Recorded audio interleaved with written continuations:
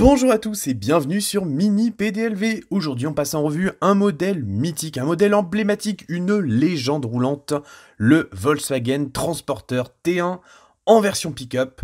Comme d'habitude, je vais tourner le plateau, on le découvre en musique et on en parle après. Go!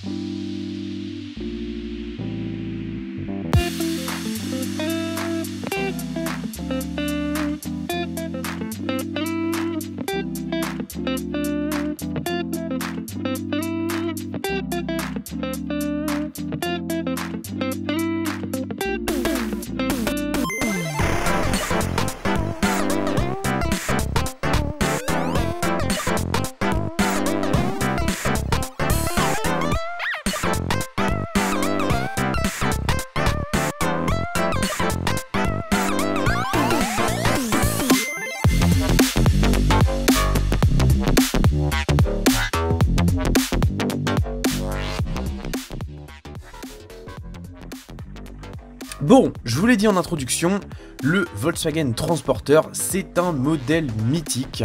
Depuis une bonne quinzaine d'années, c'est un véhicule qui est largement revenu à la mode. Et donc, c'est l'occasion d'en parler un petit peu. Alors, à l'origine de ce modèle, il y a un autre modèle, c'est la Coccinelle. En effet, la Coccinelle, qui était développée en partenariat entre Hitler et Porsche, c'était la voiture du peuple, et c'était le modèle, on va dire, type 1. Ensuite, en 1947, il y a un néerlandais du nom de Ben Pon, j'espère de bien le prononcer, qui a créé en fait son propre utilitaire sur une base de coccinelle. Alors, ce qui est assez marrant, d'ailleurs voici une photo, c'est que la cabine en fait, elle est en position arrière. Et au final, elle est située juste au-dessus du moteur, et juste au-dessus de l'essieu arrière qui est moteur sur ce véhicule. Et finalement, ça donnait des idées à Volkswagen qui, 2 ans plus tard, a présenté son transporteur qui s'appelait à l'époque simplement Bulli. Ensuite, l'année suivante, vient enfin la commercialisation du Volkswagen Transporter. Alors le terme de combi, a priori, j'espère ne pas vous dire de bêtises, c'est un terme qui n'est pas officiel, du moins le vrai nom de ce modèle-là, c'est le Volkswagen Transporter. C'est un modèle sur lequel je ne suis pas expert, donc si jamais je dis des erreurs ou des approximations, n'hésitez surtout pas à me corriger en commentaire. Ce modèle-là, ça a été très rapidement un immense succès. Alors, pas pour ses performances, bien sûr, parce que on conserve en fait une base de coccinelle, c'est-à-dire que l'architecture est la même, toujours en propulsion, toujours avec un moteur flat 4, c'est-à-dire un moteur 4 cylindres à plat qui est en position arrière, c'est-à-dire que les grilles qu'on voit ici, on n'est pas chez Mercedes, c'est des vraies grilles en théorie, et ces grilles-là, en fait, elles ont tout simplement pour but de permettre de refroidir le moteur. Et donc, on a également une puissance de coccinelle, c'est-à-dire, ça démarre, je crois, à 24 ou 25 chevaux, donc c'est très peu, mais on est quand même sur un véhicule qui ne pèse que 750 kg de base. Donc finalement, niveau rapport poids-puissance, c'est pas terrible, mais ça va. Bon, ensuite, le Volkswagen Transporter T1, il a connu un immense succès, si bien qu'il y a eu plein de générations qui ont suivi. Alors, il faut bien dissocier les type 1 des T1 par exemple. Type 1, c'est la coccinelle, type 2, c'est le transporteur. A l'inverse, T1, c'est la première génération de transporteur, T2, c'est la seconde génération. Donc en fait, là, on est sur un modèle type 2, T1. Voilà, c'est un peu compliqué. J'espère déjà ne pas vous dire de bêtises sur ce point, mais a priori c'est vraiment comme ça que ça marche. Le T1, il a inspiré pas mal de monde, et notamment Westphalia, qui en a fait tout simplement une version camping-car. Et on peut même dire que c'est l'un des tout premiers camping-cars de grande série à avoir vu le jour. Ensuite, il y a eu plein de carrosseries différentes, notamment celle avec les fenêtres, la double porte, et qui pouvait aller d'ailleurs jusqu'à 23 fenêtres, et c'était les combis les plus recherchés, enfin c'est les combis les plus recherchés. Il y a également eu cette version pick-up, alors c'est pas la plus représentative, elle a carrément visé un public d'artisans on va dire, mais également de ceux qui voulaient partir en vacances et pour recharger un max de trucs. Alors il faut savoir que le combi pick-up, il existe avec 4 portes, et également avec seulement 2 portes. Donc là, au final, on est vraiment sur un modèle soit destiné aux artisans, soit destiné a un usage plaisir. Et d'ailleurs, il y a un indice pour définir lequel, c'est cette planche de surf. C'est clairement pas un véhicule d'artisan. Solido, ils ont décidé de surprendre tout le monde en surfant sur la vague du succès immense des combis. Pour ça, ils ont sorti deux modèles, enfin deux combis pick-up, dont celui-ci, qui est orange, et un autre modèle qui est bleu à la place du orange, et qui dispose d'une bâche sur la partie haute. Je dois vous avouer que les deux modèles sont particulièrement réussis, et que en choisir un parmi les deux, c'est pas un exercice facile. Alors, ce que je voulais aussi vous dire, c'est que ce modèle-là illustre assez bien le renouveau de Solido, c'est-à-dire qu'on a un moule totalement nouveau. Alors, des combis T1, j'en ai déjà eu plusieurs à l'échelle 18e par le passé, j'en ai plus d'autres actuellement, et généralement, les modélisations étaient quand même assez moyennes. Là, on va le voir un petit peu après, Solido a quand même fait du très bon travail sur des points, un peu moins bon sur d'autres, mais franchement, niveau rapport qualité-prix, c'est vraiment pas mal. Il est temps de parler de la miniature en elle-même, donc je vais faire tourner un petit peu le plateau, et ensuite on va le regarder un petit peu dans les détails. Alors déjà, ce qu'on peut remarquer, c'est que le rendu général est quand même très bon. Il faut savoir que c'est une miniature qui est très lourde, vraiment c'est assez surprenant, je pense qu'elle fait un bon kilo, peut-être pas loin d'1,5 kg, j'aurais dû la peser, c'est vrai. Bon, ensuite, le rendu est très joli, la peinture orange, elle est métallisée, ou peut-être opaque. Bon, je vais regarder de plus près parce que j'ai pas la meilleure vue du monde. Bon, c'est une peinture opaque, mais elle prend très bien la lumière et elle est vraiment très jolie.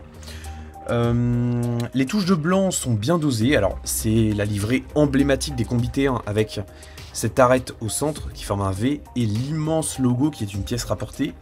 Donc là, on est vraiment sur le modèle 100% plaisir. Et Solido, je trouve qu'ils ont assez bien ciblé parce qu'on aurait pu avoir la version familiale classique, entre guillemets, qui peut accueillir jusqu'à 8 personnes. Seulement, il va de soi qu'il y a un problème majeur, c'est que Solido, ils peuvent pas se permettre non plus d'avoir trop d'ouvrants parce que ça revient très cher. Et s'ils veulent maintenir leur prix de vente, ils n'auraient tout simplement pas pu faire tous les ouvrants de la version 8 places et ça aurait été un peu dommage. Donc le pick-up, je trouve que c'est le bon compromis, d'autant plus qu'à l'échelle 1/18e, c'est vraiment un modèle qui avait été oublié jusque-là. Ou alors, il était déjà sorti, mais ça fait très longtemps avec des très vieux moules. Donc, je trouve que c'est plutôt un bon choix que d'avoir reproduit ce modèle. Bon, on regarde la miniature, je vais essayer de l'arrêter en face. Ouais, c'est pas trop mal. Alors, au niveau de la face avant, déjà, le modèle est immédiatement reconnaissable, donc déjà, c'est une très bonne nouvelle. On retrouve le grand logo Volkswagen, qui est une pièce rapportée. Quand je l'avais découvert en photo, j'avais pensé que c'était tout simplement une tampographie, et j'aurais trouvé ça un peu dommage. Mais là, en fait, non, il y a vraiment du volume. On voit que la pièce qui est en métal, j'ai l'impression. Ouais, je pense que c'est vraiment du métal. A été bien rapportée et ça rend très très bien. Ça apporte vraiment une belle valeur ajoutée. On a également les optiques qui, je crois, sont directement dérivés de ceux de la coccinelle. Alors, ils sont plutôt bons. Pour une fois, les points de fixation sont pas trop visibles parce que les glaces sont striées, donc ça permet de les camoufler. Donc c'est un système ingénieux. On repère également des charnières de porte qui sont un petit peu grossières, mais ne les jugeons pas trop vite, je vais y revenir après.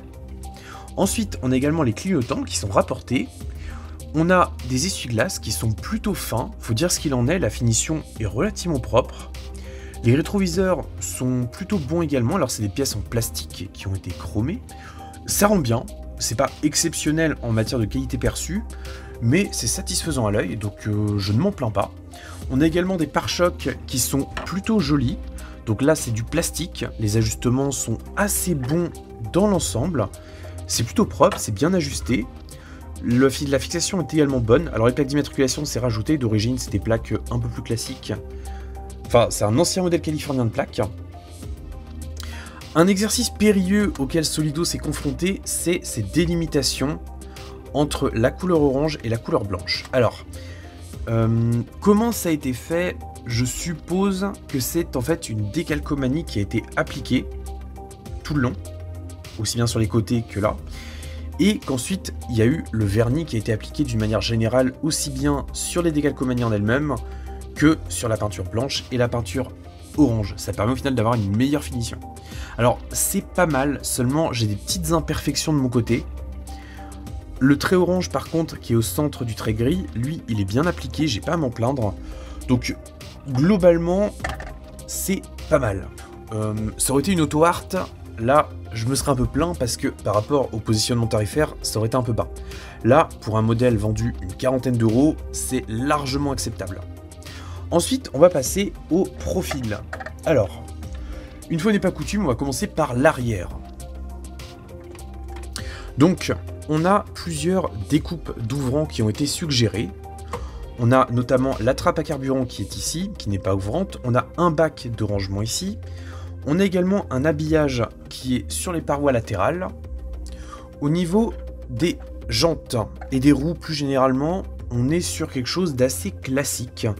Donc des pneus qui sont assez épais, qui n'ont pas un travail exceptionnel dans leur apparence, mais c'est assez conforme à l'original, donc je trouve ça convenable. Les jantes sont plutôt réussies, donc c'est des jantes blanches assez classiques, avec un enjoliveur chromé qui vient par le dessus. Alors je pense, mais je ne vais pas m'y essayer, qu'il est possible de retirer l'enjoliveur, parce que si on regarde les fixations des jantes depuis l'arrière, on voit que c'est vraiment la jante en elle-même qui a été fixée et pas l'enjoliveur. Donc, si vous voulez faire une custom ou un modèle façon sortie de grange, vous pouvez les retirer probablement. Ensuite, au niveau des portes, là, on est assez bon. Les poignées sont des pièces rapportées, donc ça, c'est sympa. La finition est bonne sans être excellente. Au niveau des vitres, on a un pourtour gris qui est bien appliqué, c'est très fin. Le montant qui permet d'entrebâiller est lui aussi réaliste, c'est très sympa. J'en viens maintenant aux ajustements d'ouvrants. On est dans la bonne moyenne, c'est satisfaisant, il y a un jour un peu plus imposant ici que sur le côté, c'est pas choquant. Les charnières, j'en ai parlé tout à l'heure, c'est le moment d'en parler, elles sont un peu visibles, c'est vrai.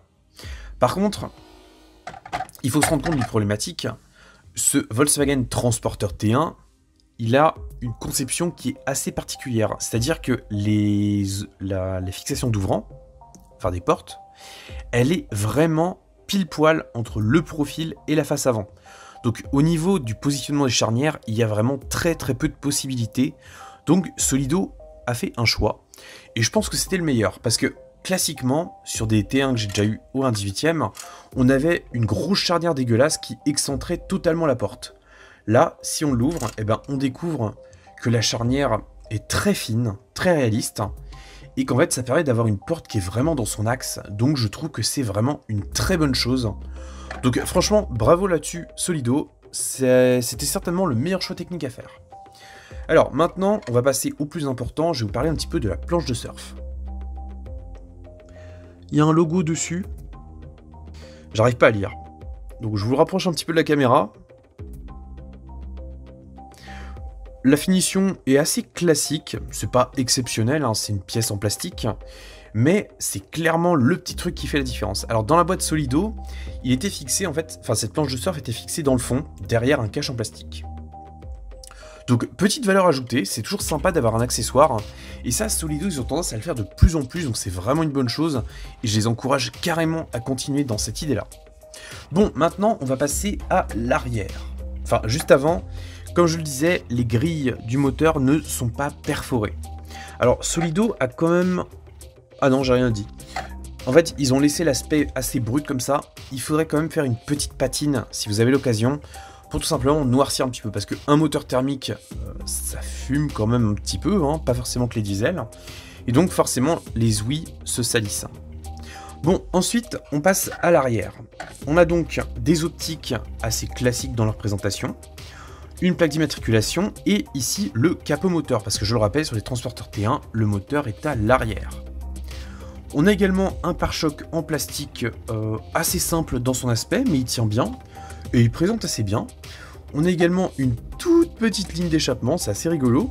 Elle a le mérite d'être là, et elle a le mérite d'être perforée, donc ça, niveau réalisme, c'est très bon.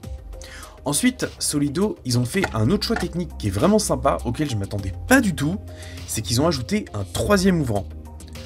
Cet ouvrant-là, en fait, on y accède par un mécanisme assez ingénieux et pourtant très simple.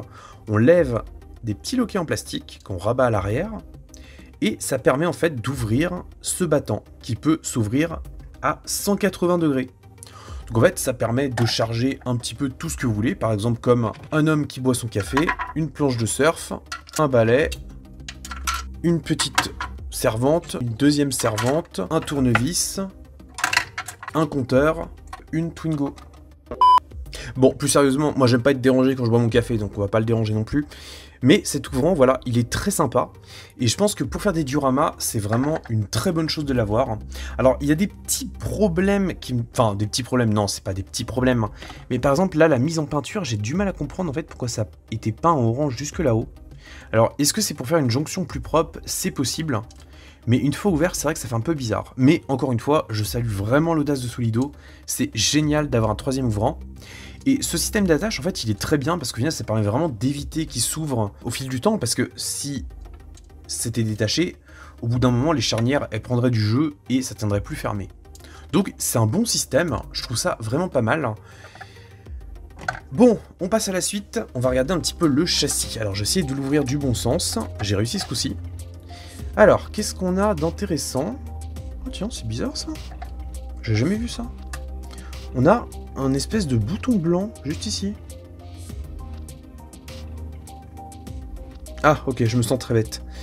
Si vous vous posez la question comme je viens de me la poser, en fait, c'est tout simplement un axe qui permet en fait de la rotation des roues. Regardez, si je tourne les roues, ça bouge cette partie-là et ça fait bouger le volant en conséquence. Bref, je pensais que c'était un bouton pour ouvrir un truc secret. Pas du tout. On a également la ligne d'échappement, donc qui est très courte, hein, vu que le moteur se trouve ici, qui est simple, avec un silencieux, et les deux tubulures d'échappement qui ressortent, parce que c'est un moteur 4 cylindres à plat, donc c'est-à-dire qu'il y a 2 cylindres qui ressortent par là, et 2 autres par ici. Donc 2 tubulures qui arrivent sur un silencieux arrière, et qui arrivent sur la sortie d'échappement. Les suspensions n'ont aucun débattement. Bon, c'est pas très grave, on va pas aller faire du 4x4 avec. J'ai oublié de vous présenter l'intérieur. Bon, allez, on regarde un petit peu l'intérieur. Vous avez l'habitude, je vous mets des photos sur la vidéo. Si j'arrive à ouvrir la porte. Ah, c'est bon. Alors, au niveau de l'habitacle, on va commencer par les contreportes. Contreportes qui sont assez classiques dans leur présentation. Il y a quand même eu une mise en peinture parce que l'élément est à la fois gris et blanc. La miniature est vraiment très très lourde, hein. C'est impressionnant. On remarque également que le volant a un débattement qui est très très faible, mais vraiment très très faible. L'assise est plutôt honnête, alors elle est biton, gris foncé, gris clair, c'est sympa. On a également un tableau de bord qui est assez simple, mais j'ai envie de dire comme l'original. On a les pédales au sol, on a le levier de vitesse et le frein à main. Le plafonnier est partiellement habillé, il y a un petit effort qui a été fait sur l'habillage avec une pièce. Tout ça, c'est sympa. Après, pour le reste, on va pas se mentir, c'est une pièce simple au niveau de l'habitacle. Mais ça l'est déjà dans la réalité, donc Solido va pas inventer une finition qui n'a pas lieu d'être. Allez, on le regarde encore un peu tourner juste pour le plaisir. Donc, comme je vous le disais, on est vraiment sur une pièce sympa, une pièce audacieuse, une pièce qui me plaît beaucoup. Solido a encore une fois fait beaucoup d'efforts pour nous pondre un modèle clairement atypique auquel on ne se serait jamais attendu il y a encore quelques années. Donc, si ce modèle-là vous intéresse, comme d'habitude, je vous mets un lien dans la description pour l'acheter. Le prix maximum conseillé, c'est 44,95 €. Après, on va pas se mentir, il est souvent possible de trouver le modèle à un petit peu moins cher. La référence, c'est S1806-701. Si vous préférez le modèle bleu avec la bâche, le prix est le même, mais la référence, c'est avec un 2 à la fin. Donc, ce modèle-là, vous pouvez le trouver dans les grandes surfaces, mais également dans les magasins de jouets. Un petit conseil quand même, si vous voulez l'acheter, n'attendez surtout pas, parce que c'est vraiment un immense succès. Ça se vend comme des petits pains, et je pense vraiment que le stock, même si je ne sais pas de combien de modèles il est constitué, va très vite s'épuiser. Et il y a quand même des chances que ce modèle-là devienne rapidement un collector, même si l'aspect spéculatif de Solido me dérange un petit peu. Il est heureusement assez rare. Bon, sur ce, je vous laisse, prenez soin de vous et de votre famille, si vous êtes en vacances, éclatez-vous, mais conduisez pas comme des pirates en ville. Sur ce, bye bye, et à bientôt, ou trop.